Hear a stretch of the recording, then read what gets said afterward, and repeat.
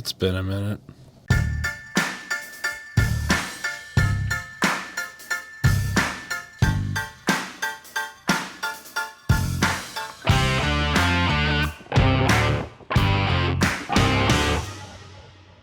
Welcome back to the James and Dame Show. I'm Josiah. And I'm Will. To say it's been a minute has been an understatement. We kind of took about a month-long hiatus or whatever it was. It's about a month. Give or take. To say that we were busy is an understatement as well. But we're back with another podcast episode, and we're thinking about doing something a little different today. You had a better explanation about how we were going to go about this. So yeah, as the title will suggest, we're gonna talk about the 2025 Pittsburgh Steelers, and the idea just kind of came out of the fact that they've just been doing a bunch of crazy stuff lately, quote unquote lately. It's been over the course of we're a little weeks, behind, but it's just sparked the controversy of what are the Pittsburgh Steelers. I mean, because of the Pittsburgh Steelers, everyone is saying all this stuff just to go 9-8 again, which they're old. Yeah, it's there's a lot to talk about as to like what these moves mean. So it's going to be, what do we think about them? What do they mean? Does this change anything? What does it change? Expectations and stuff. It's not like a season prediction. We'll still have a separate thing for that.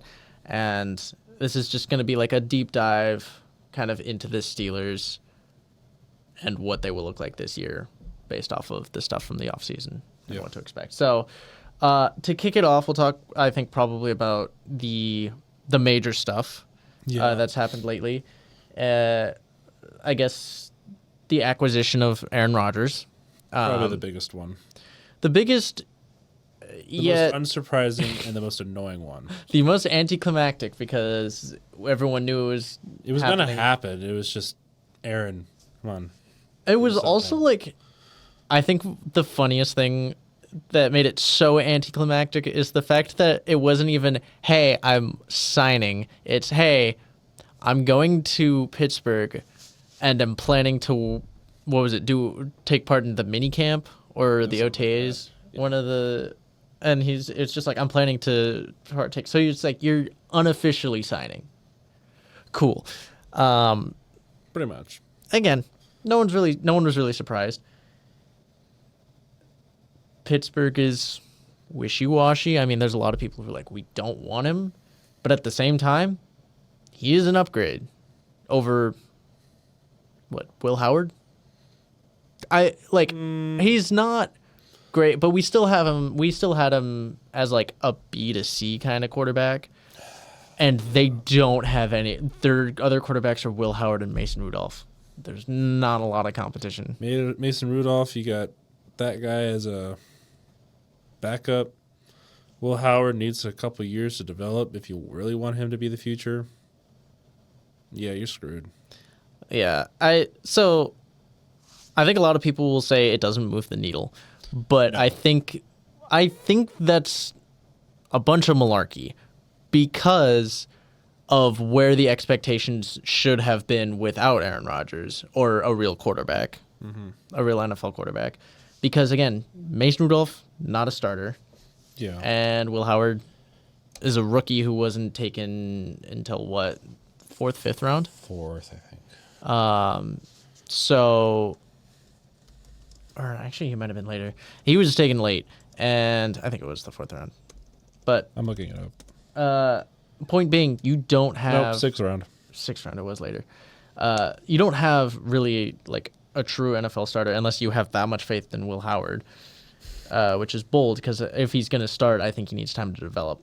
So even though I don't think Aaron Rodgers really makes him like a Super Bowl favorite or anything. No. I think it moves the needle because it makes you better. Because you have a legitimate quarterback. Supposedly. It's like the Steelers when they got Russell Wilson. it moves the needle. It makes you a little bit better, but it's not. You're not a Super Bowl team now. It's just you could maybe win a playoff game. He is a capable quarterback when it comes to playoff experience in the NFL. Yeah. So we like to hate on him. I know a lot of people do, but he's still a competent quarterback. Even if he's not vintage Rodgers, he's still an at least average quarterback. So Can't wait to clip this one later. Either way it goes, he's gonna either suck or he's gonna be actually good. But I don't. Middle of the road doesn't seem on par for him. It's just a bad taste that everyone got in their mouths when they watched him play with the Jets. True. Very true. So, but there is other news that is very interesting when it comes to Aaron Rodgers, which is the fact that he's basically unofficially announced that this will be his last year in the NFL. He's old. He needs to retire. He's come out and said, usually these veterans deals, they usually are like, make it 2 or 3 just to make it safe and make money. Contractually, that is usually the most beneficial for them. But he signed a 1-year deal, which is kind of his way of saying, I'm done after this year. And so This is the last shot. it's his last shot. And we'll get into how grand of a last shot it'll be. But I think the thing that makes this the focal point that I want to centralize is that you're signing him to a 1-year deal. You don't have a quarterback past this year who you expect to be a starting caliber quarterback. Yeah. I mean, maybe you cross your fingers for Will Howard, but you don't have a plan for one. So unless their plan is we're going to bank on free agency, we're going to see what comes up in the draft. But if you're planning to do well this year, you're not planning for a high pick in the draft. So, what are you doing there? But it kind of seems like the Steelers are going all in on this year. Yeah, so I haven't spoken at all quite yet. Sorry. So just to keep everyone up to date, myself up to date, since I've been kind of off the grid for a while.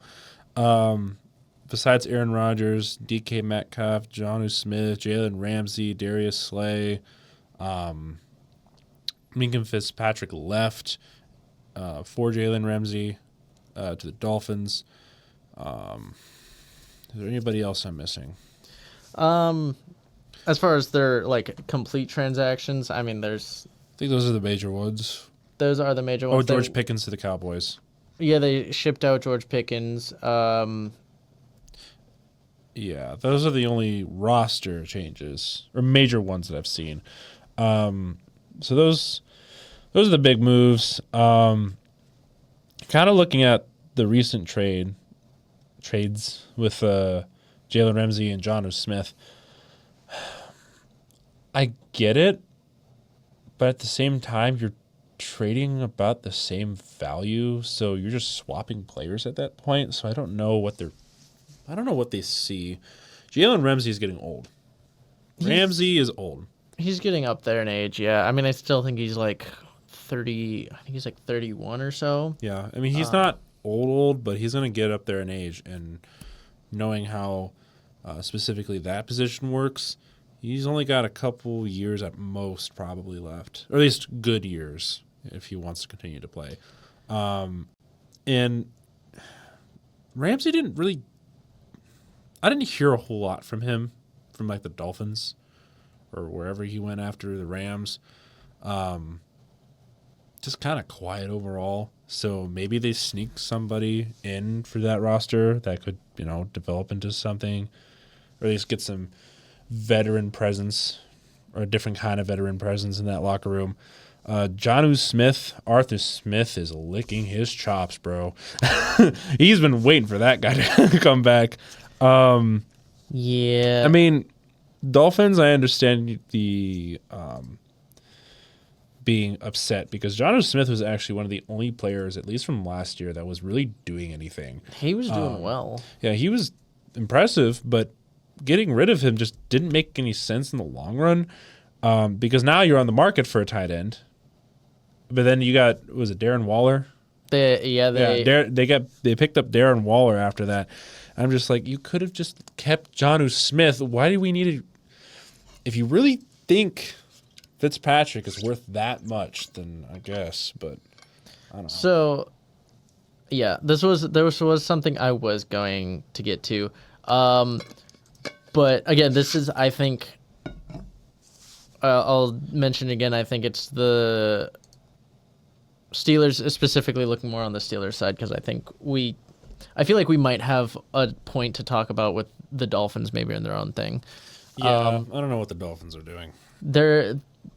I have my own opinions on what they're doing, and I will save some of that. But looking at the Steelers and what they're doing, like you mentioned, you take George Pickens, ship him out. You bring in DK. Yep. So you got one crash out for another. You're taking experience over potential.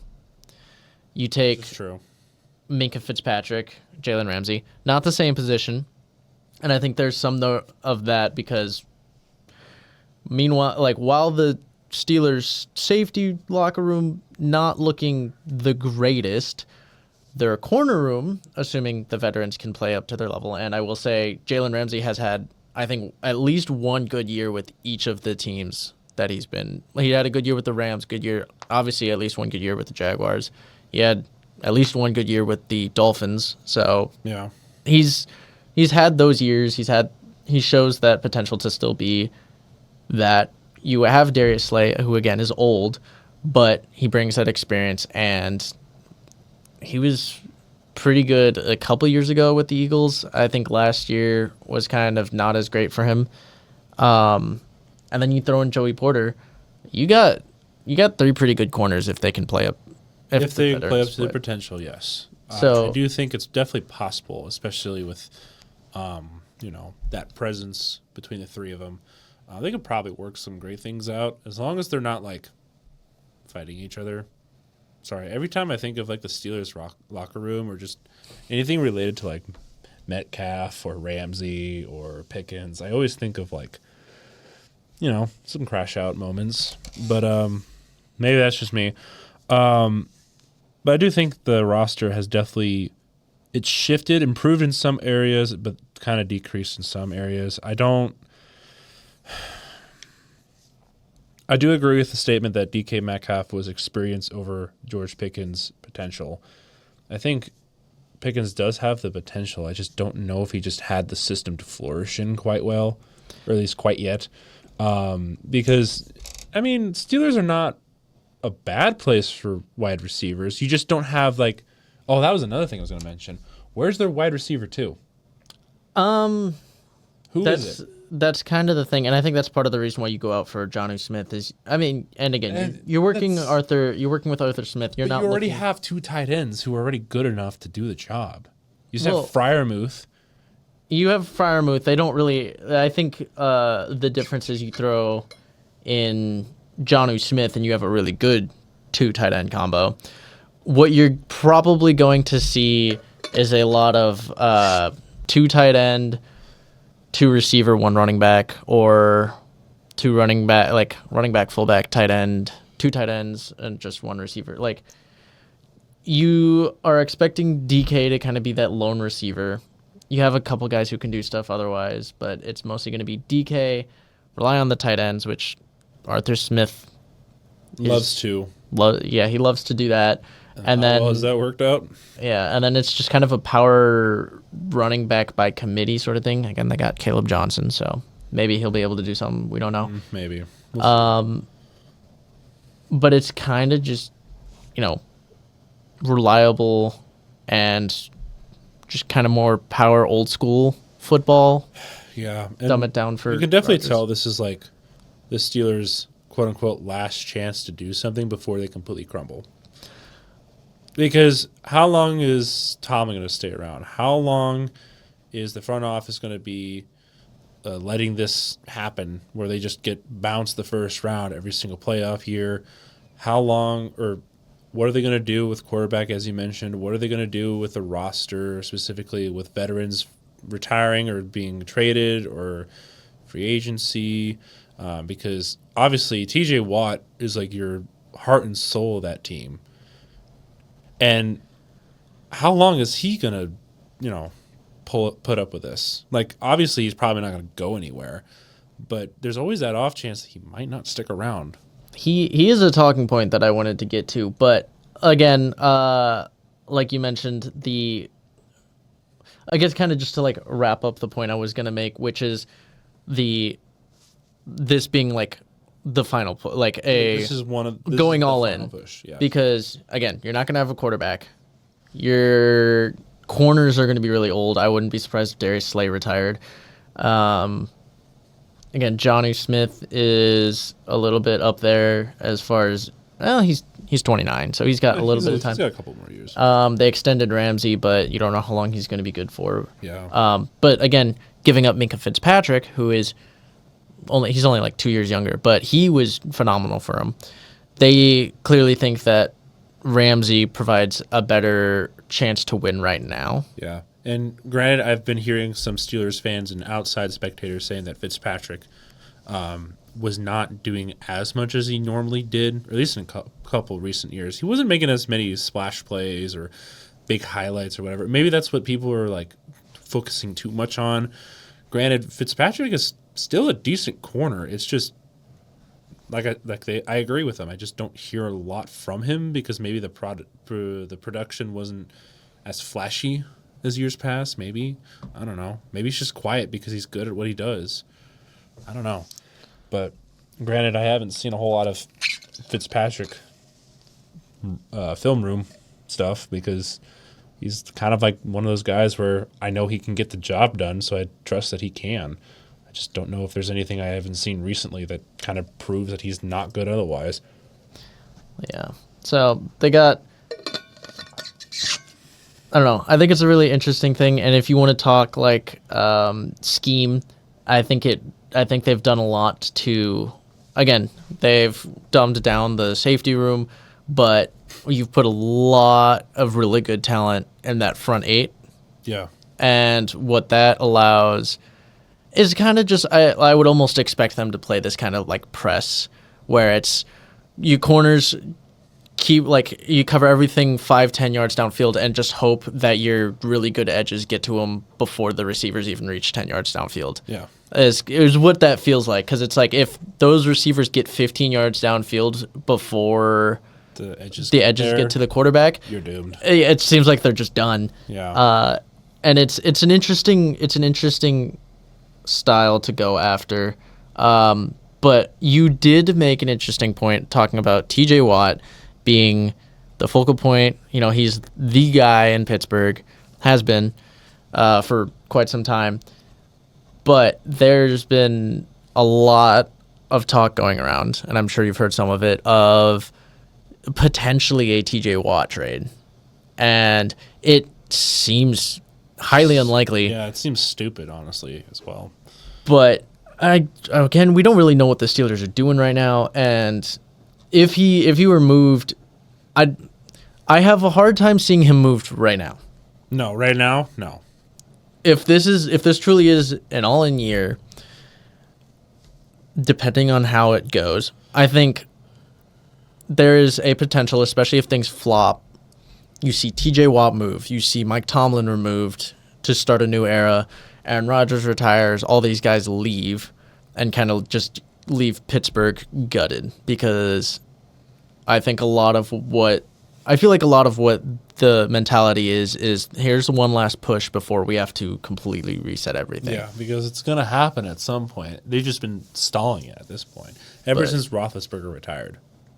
Yeah, and I'm just curious, even whether it is for some reason this offseason or if it's, after this year, talks of TJ Watt moving.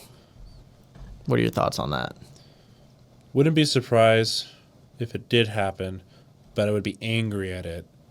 Only because TJ Watt is a really good player. You remove the heart and soul of that team, there's no order in that locker room. Because TJ Watt is really good at what he does. I don't like him on the Steelers, obviously, but Me neither. just watching him, I'm just like, TJ Watt, stop being so good. For all that is good in this world.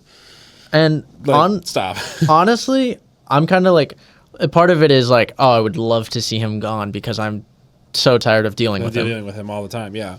But at the same time, you have to respect the position that he's in because Absolutely. one-man wrecking crew all the time, honestly. He doesn't really get much help on that D-line. He does a lot. I can't give him nothing but praise, honestly. He's just a really good player. He just sucks that he happens to be on the Steelers team, especially for you. Yeah. But I don't know what you do with him if you do trade him, because if you do trade him, then you're going to piss off like an entire fan base, and then I don't know, there might be more firings after that. Like, you see what I'm going at? Like, at that point, you're just gutting the entire team, including the front office, just restarting from scratch, which, some teams do need that. I'm talking about a couple. But I do think in the long run, it does look like it's possible, only in a situation where it's absolutely dire to trade him. If they don't do that, and if they do trade him when it's like the most inconvenient time to do it, I don't know what they're doing. But he's got to stay there. If you want any semblance of a team in the future, you got to keep him there.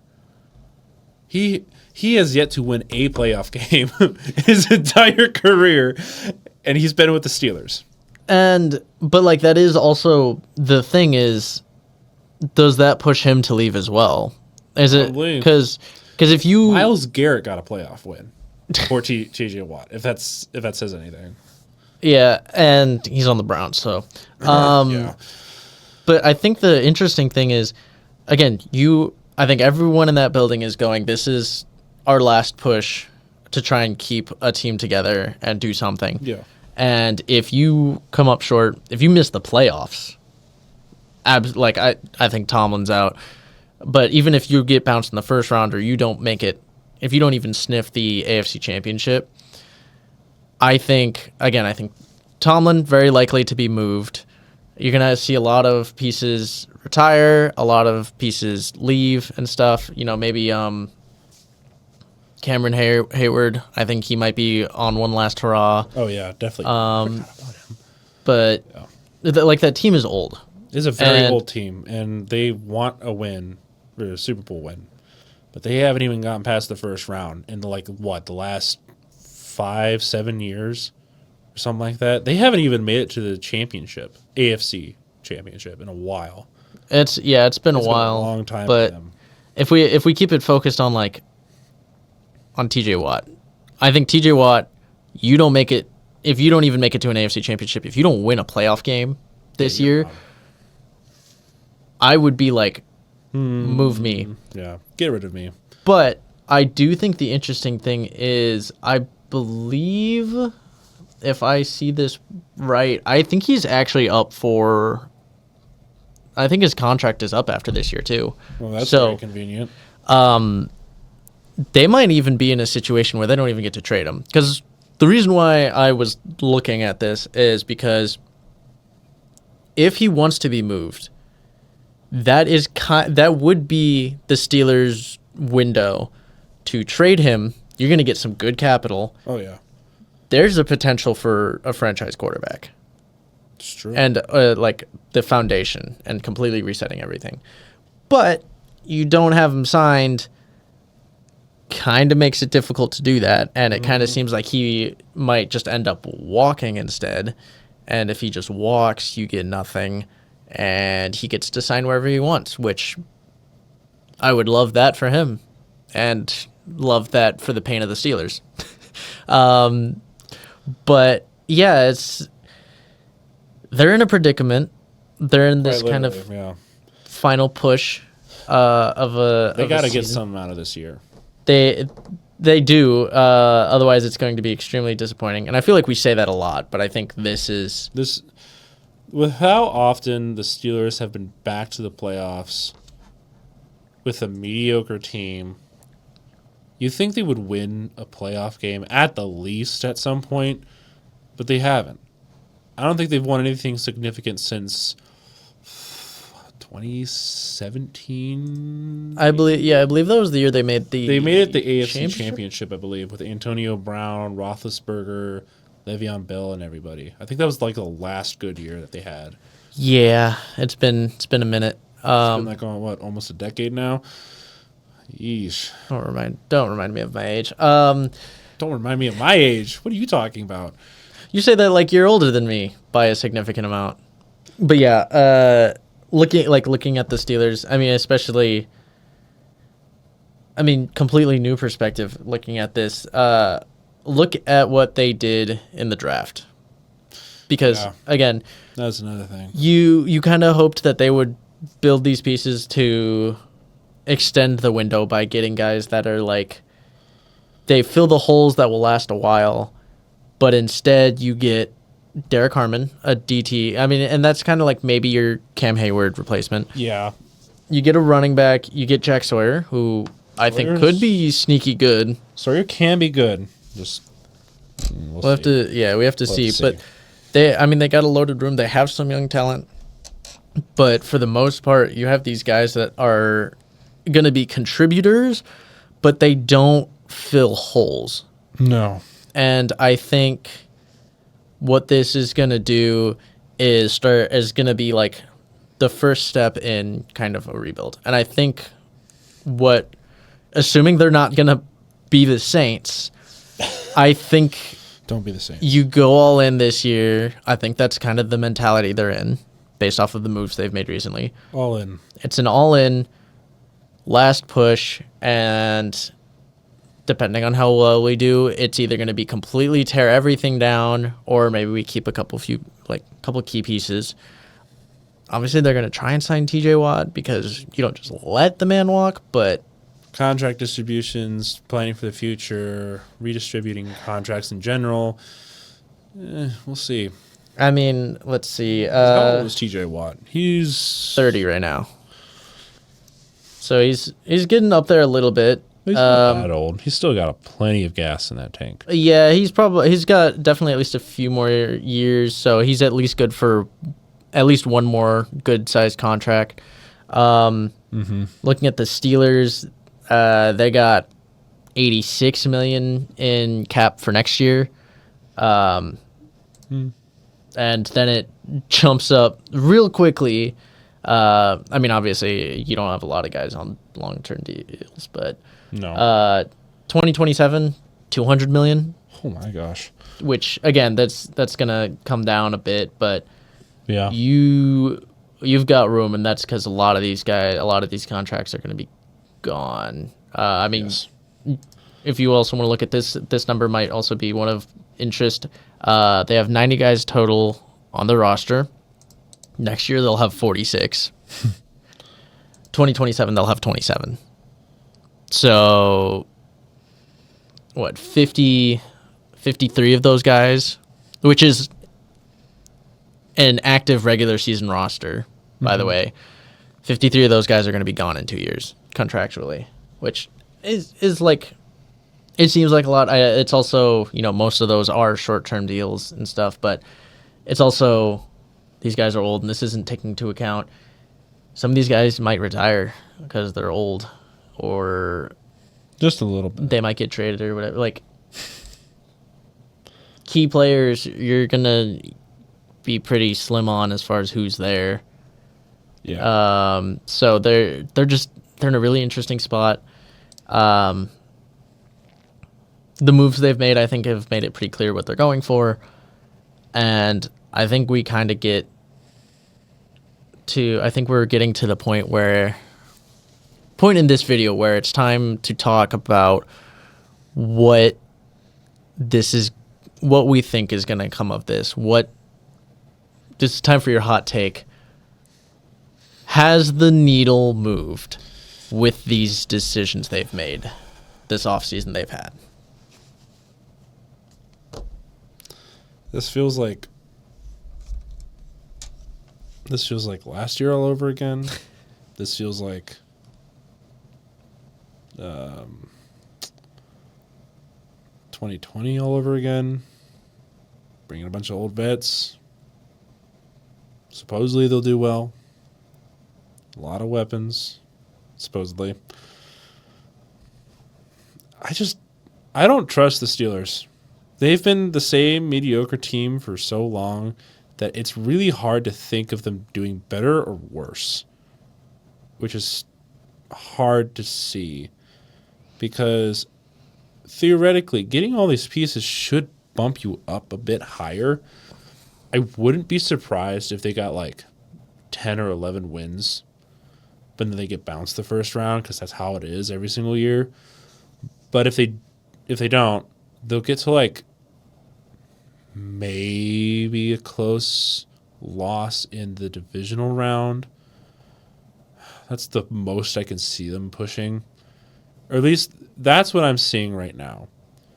I got to see this all put together on the field, see what that production looks like, see if Aaron Rodgers was just actually terrible with the Jets because it was the Jets, or he's actually bad because he's old and can't perform well.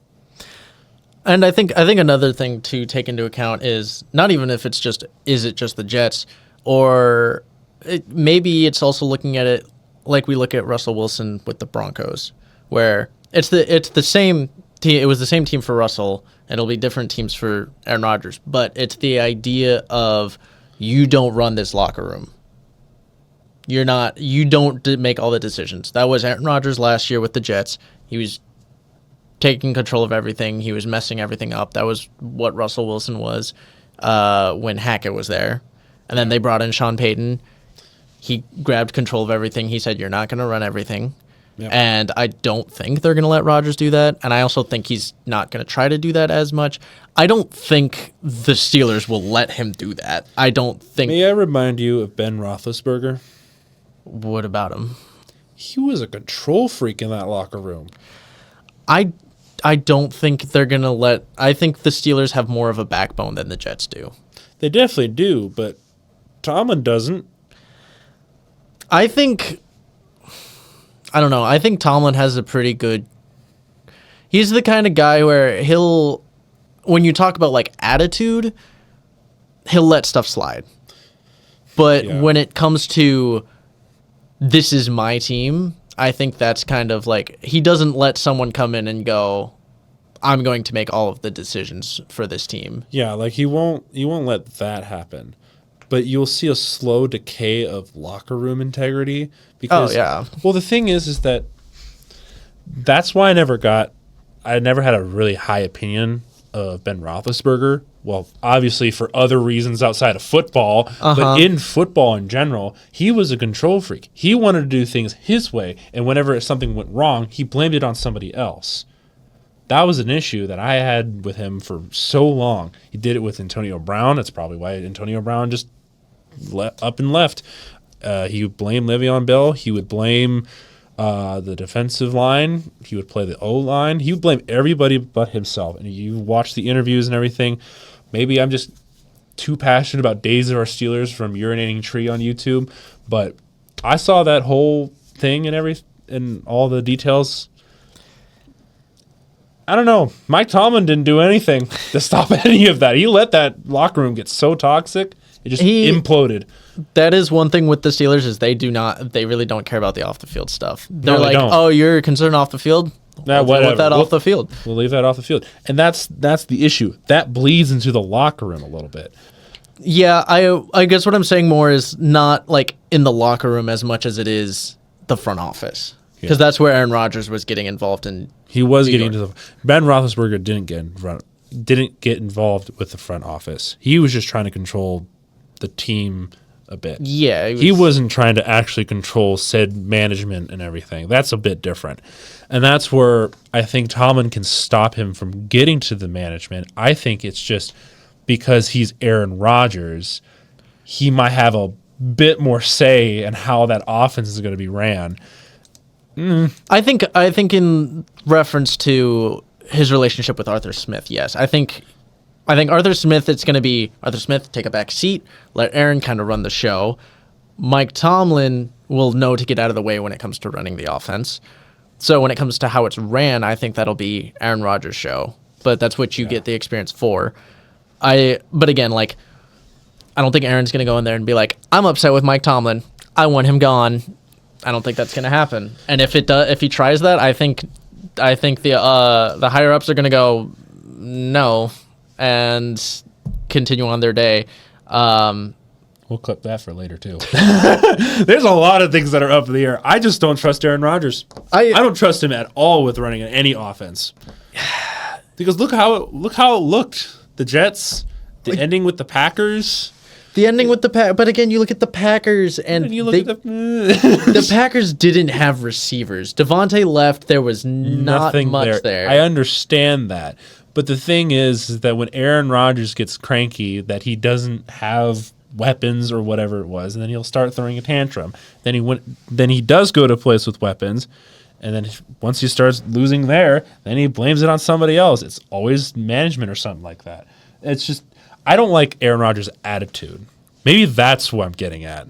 Oh yeah, like I don't like his locker room mentality. It's everything always off the field again with him is icky because it's this like it's a melodrama of just I want all the attention, even when it has nothing to do with him. Yeah, there was so much of like building up the drama, which is so funny because when he was talking about retiring, he was like, I don't want to make a big deal out of it. I just want to spend one last year with them. Which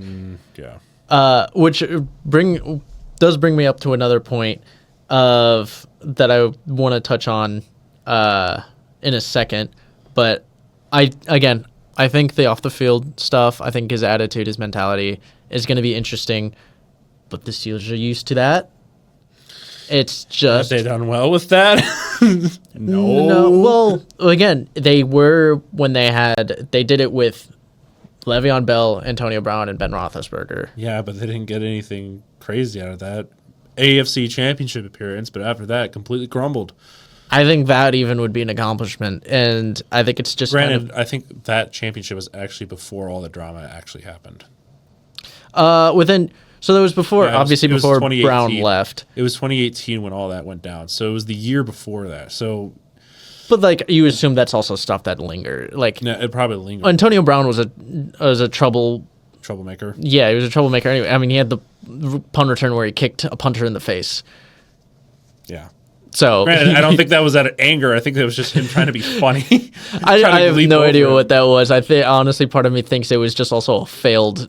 It was a failed hurdle. I don't know. What that was that play. I love watching it back because I'm just like, what was the thought process? But he's a troublemaker, and so that stuff was there. Same with all of them. But the Steelers know how to get some wins. They haven't been able to do it for a while. Yep.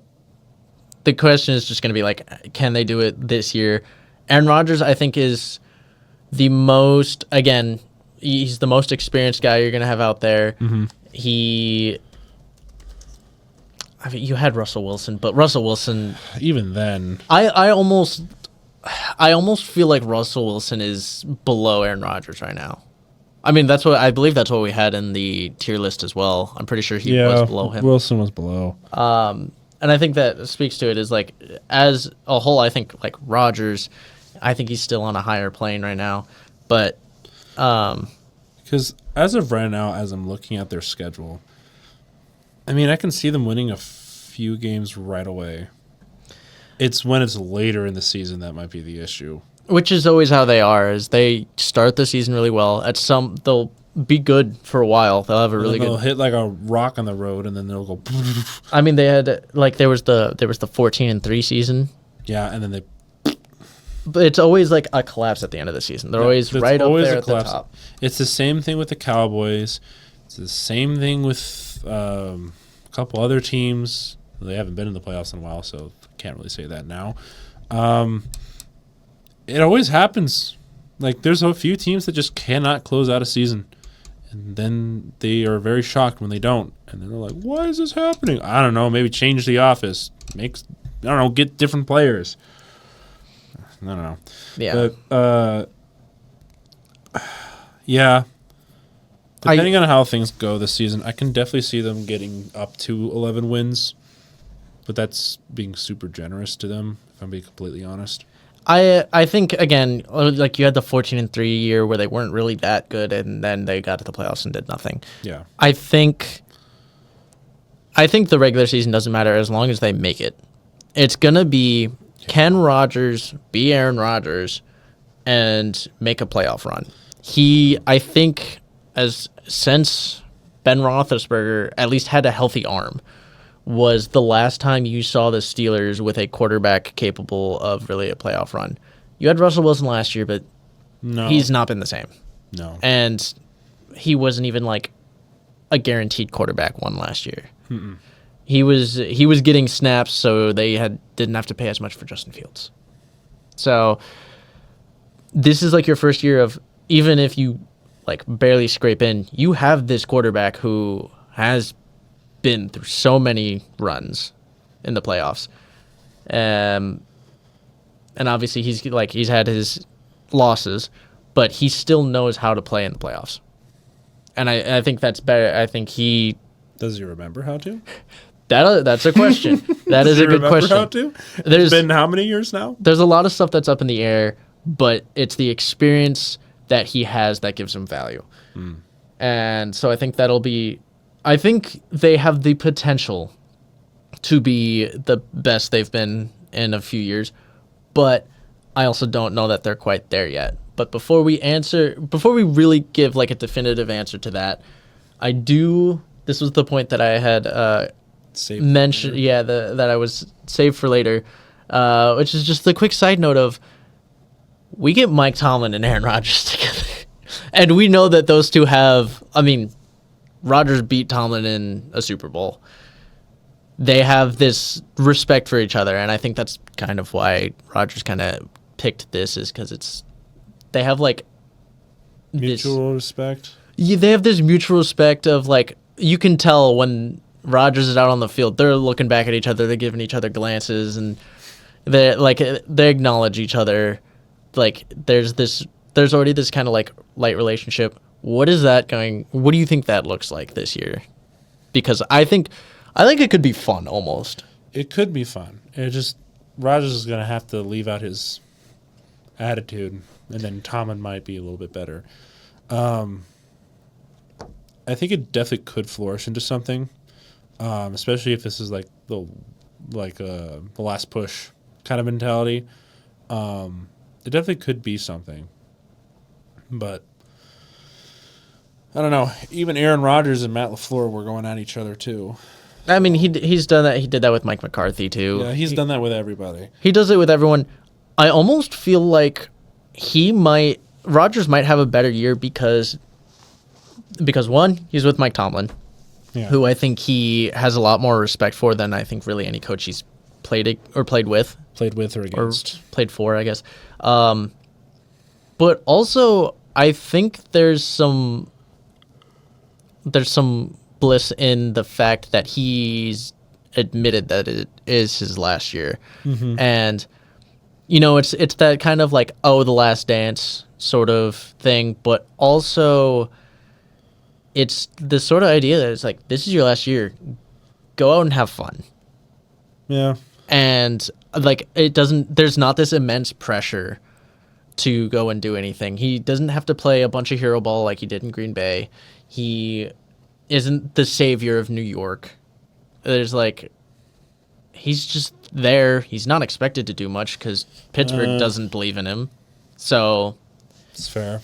Depends on who you talk to.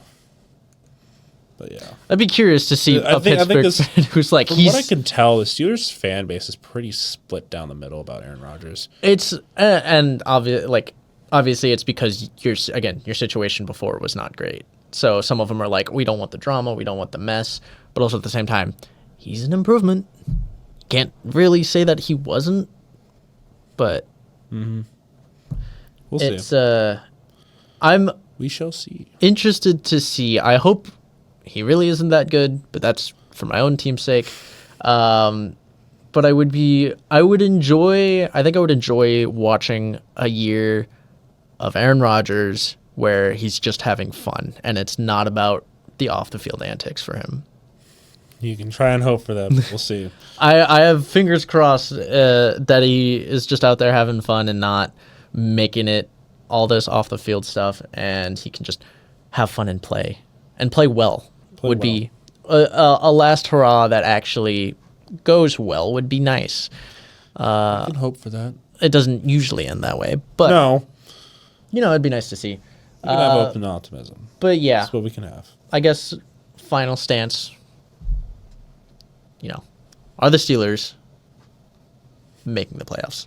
I guess you said Steelers going to Super Bowl. I guess you said maybe a close division loss.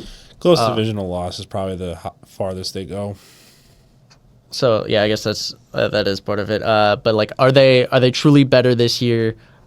Are they? They have the potential to be better this year. I don't see anything going to change though, result wise. Unless something really snaps into place, I'm kind of sticking with them being like first round exits or close divisional loss. I don't see them going very far. All right, and then I guess the last thing, kind of just being where they are in the division. I want to say I feel like this is just going to come off as super biased, but can they compete with the Ravens? And I guess I'll throw in the Bengals, but the Bengals. I think they can compete with the Bengals because the Bengals, they don't even know if they have any edges. There's such a mess on right defense, yeah. On offense, good luck. Well, you got as long as they don't get to the safety level, as long as they don't get to that third level, they're pretty stacked on defense. The Steelers? Yeah, the Steelers are. So how are you gonna stop Jamar Chase? Sack Joe Burrow before he gets to the third level. I know, probably. TJ Watt go vroom. That's pretty much.